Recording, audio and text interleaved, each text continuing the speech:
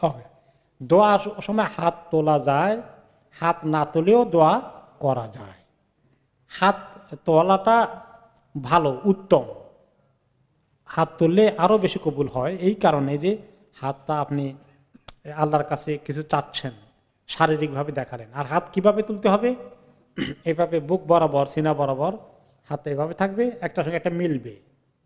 হ্যাঁ, আমিল মিসকিন, মিসকিন যেভাবে খাদ্য চায়, যদি মিসকিনকে কোনো খাদ্য, কয়েকটা খেজুর দেয় আরব দেশে মনে করেন, সে হাতারে আমলে করে ধরে রাখবে, যেগুলো সব পড়ে যাবে এখানে, তো এভাবে ধরবে, এইভাবে।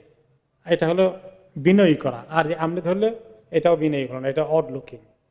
হ্যাঁ, তো এই জন্য তিনি দেখিয়েছেন এইভাবে দোয়া করতে হয়। রাসূলুল্লাহ সাল্লাল্লাহু আলাইহি ওয়াসাল্লাম এভাবে দোয়া করতেন। অনেকে ফাঁক করে দোয়া করি আমরা, অনেক সময় ফাঁক না করে এরকম করে করা, এটা হলো প্রপার সুন্নাত। ঠিক আছে।